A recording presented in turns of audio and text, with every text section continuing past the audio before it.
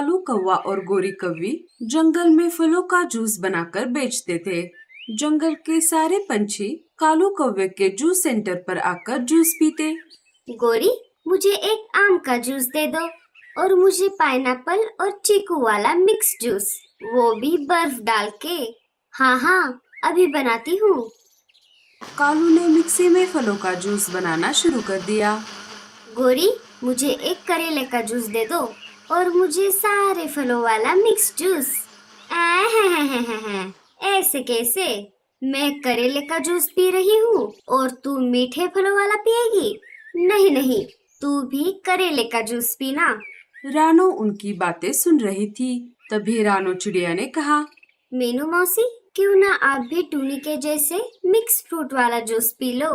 हाय रे मेरी फूटी किस्मत, अगर मैं पीना भी चाहूँ तो नहीं पी सकती क्योंकि मुझे शुगर है। हाँ रानो, इसलिए मीनू मौसी रोज हमारे ठेले से करेले वाला कड़वा जूस पीती है। और हाँ कालू, मेरे जूस में एलोवेरा डालना मत भूलना। कालू जल्दी जल्दी से सारे पंछियों ने बताए हुए फलों के जूस बना देता है।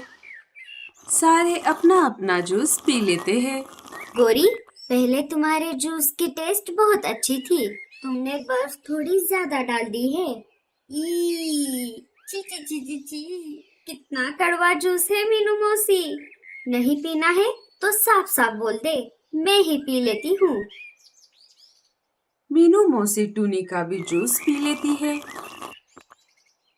कम शक्कर खाया करो साथियों, वरना हमें भी मीनू मौसी की तरह कड़वा जूस पीना होगा। चलो चलो, अब अपने अपने पैसे दे दो। अपने अपने पैसे देकर सारे वहाँ से चले जाते हैं।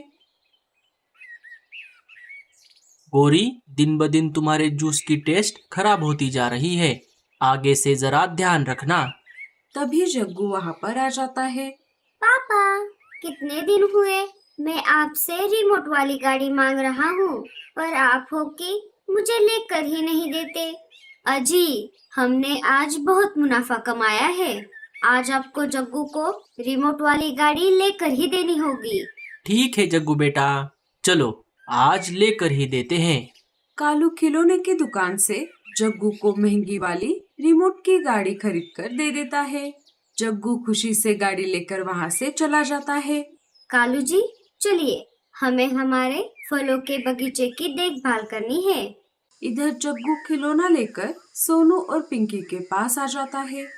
देखो दोस्तों, मेरे मम्मी पापा ने मेरे लिए रिमोट वाली गाड़ी खरीद कर दी है। जग्गू वो कार चलाकर दिखाता है और जोर जोर से नाचने लगता है। ये देखा दोस्तों, कितनी अच्छी है ना मेरी गाड़ी। जग्गू, क्या तुम तुम्हारी गाड़ी हमें खेलने के लिए थोड़ी देर दे सकते हो? नहीं रे बाबा, मैं इसे आप दोनों के साथ शेयर नहीं करूँगा। मैंने इसे अभी तक ठीक से खेला भी नहीं है। अगर आप दोनों इसके साथ खेलोगे तो इसकी सारी चार्जिंग खत्म हो जाएगी। अगर आप दोनों को खेलना है तो अपने मम्मी पापा से मांग लो। ऐसा कहकर जग्गू वहाँ से अपनी गाड़ी लेकर चला जाता है। घमंडी कहेगा। अगर खेलने नहीं दे सकता था तो यहाँ लेकर ही क्यों आया? सोनू बेटा, ऐसा नहीं बोलते। जब उसका मन भर जाएगा तो वो तुम्हारे साथ उस गाड़ी को जरूर शेयर करेगा। मम्मा, हम कितने दिनों से आपसे वो गाड़ी मांग रहे हैं, पर आप हो कि हमें लेकर ही नहीं देती। दूंगी बच्चों, जरूर लाकर दूंगी। आप दोनों यही खेलो, मैं जाकर हमारे लिए अनाज लेकर आती हूँ। अगर मुझे आने में देर हो गई तो घबराना मत, रानू आंटी के यहाँ पर चले जाना। लाडो अनाज लाने के लिए जा ही रही थी कि तभी रानू चिड़िया सामने आ जाती है। अरे लाडो, कहाँ जा रही हो इतनी जल्दी में? क्या बताओ रानू, बहुत दिनों से बच्चे खिलौने लाकर देने की जिद कर रहे हैं, पर एक मैं हूँ कि उन्हें लाकर नहीं दे सकती। इसीलिए मैं राजा जी के महल में काम करने के लिए जा रही हूँ। पर लाडो, तुम तो अपना जूस सेंटर खोलने वाली थी ना? हाँ रानो, पर गोरी भाभी और कालू भैया ने सारे फलों वाले पेड़ों पर कब्जा करके रखा है। जब भी मैं फलों को तोड़ने के लिए उस इलाके में जाती हूँ तो गोरी भाभी मुझे वहाँ से भगा देती है। लाडो, मुझे एक जगह पता है जहाँ अलग अलग प्रकार के फलों वाले पेड़ हैं। झरने के पास वाले इलाके में ढेर सारे फलों के पेड़ हैं, जहाँ से तुम फलों को तोड़ सकती हो। अरे वाह, ये तो बहुत अच्छी बात है। मैं अभी जाकर देखती हूँ। ठीक है लाडो, चलो मैं चलती हूँ। लाडो झरने के पास जाने के लिए निकल पड़ी। वो वहाँ पर जाकर देखती है तो वहाँ बहुत सारे फलों के पेड़ थे। अरे वाह, यहाँ तो ढेर सारे फलों के पेड़ हैं। मैं इन्हीं से अपना जूस का सेंटर खोलूंगी। लाडो ऐसा बोल ही रही थी कि तभी उसे किसी के रोने की आवाज आने लगी। मेरा बंटी, मेरे बेटे, आंखें खोलो, ये तुम्हें क्या हो गया है? लाडो तितली के घर के पास आ जाती है। क्या हुआ? आप ऐसे रो क्यों रही हो? देखो ना, मेरा बेटा बंटी आंखें नहीं खोल रहा। पता नहीं इसे क्या हो गया है। रुको, मैं देखती हूँ। लाडो ने बंटी की नस चेक की तो उसने देखा बंटी के दिल की धड़कन अभी भी चल रही थी।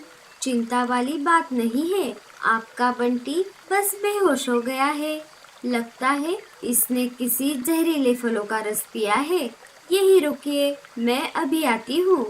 लाडो चल पड़ी एक ऐसी जड़ी बूटी की तलाश में जिससे बंटी ठीक हो सकता है। थोड़ी देर खोज करने पर लाडो को एक जगह वो जड़ी बूटी वाला पेड़ मिल गया। लाडो चिड़िया ने देरी ना करते हुए उस पौधे के पत्तों को तोड़ लिया और उसे लेकर वो तितली के पास आ गई। आप डरिए मत, मुझे जड़ी बूटी मिल गई है। इसे पीते ही आपका बंटी बिल्कुल ठीक हो जाएगा। बाकी सब ऊपर वाले के हाथ में है। लाडो ने पत्तों का रस निकालकर कुछ बूंदें बंटी के मुंह में डाल दी।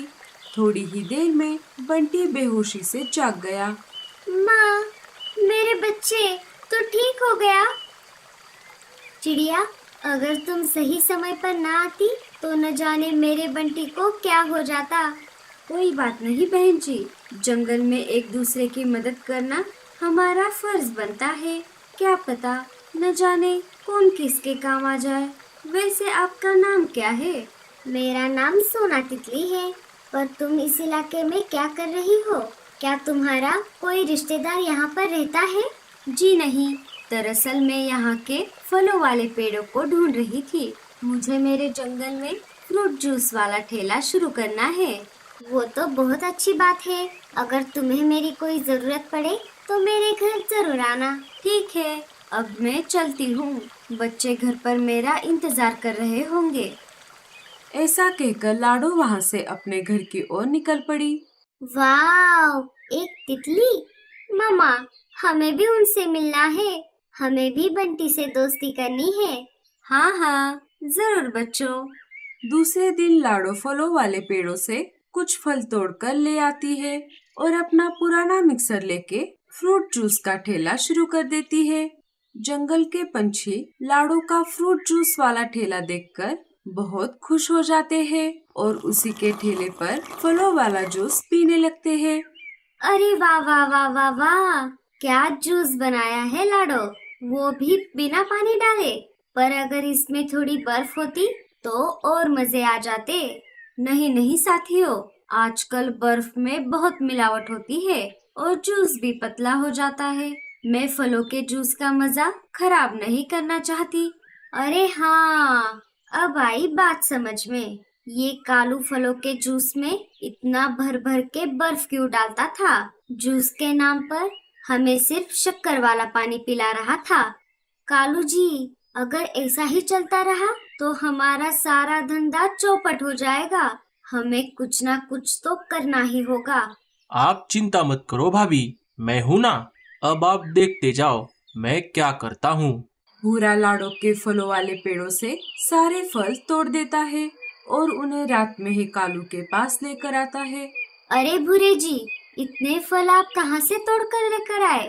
भाभी जी, मैंने जंगल के सारे फलों वाले पेड़ों से सारे फल तोड़ लिए हैं। क्या सारे पेड़ों से मतलब?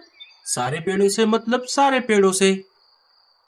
दूसरे दिन फल तोड़ने के लिए लाडो अपने पेड़ों के पास आ जाती है और देखती है तो क्या, किसी ने सारे फल पहले से ही तोड़ दिए थे। हे ऊपर वाले, ऐसा किसने किया होगा? ये सब करके किसी को क्या मिलने वाला था? तुम चिंता मत करो लाडो, ये मेरे पास कुछ जामुन के बीज है। इनके पेड़ कुछ ही दिनों में बड़े हो जाएंगे। आपका बहुत बहुत शुक्रिया तितली जी। लाडो उन बीजों को अपने घर के पास लगा देती है। कुछ ही दिनों में पेड़ उगकर बड़े हो जाते हैं। इधर दिन ब दिन कालू और गोरी के फल खत्म होने लगते हैं।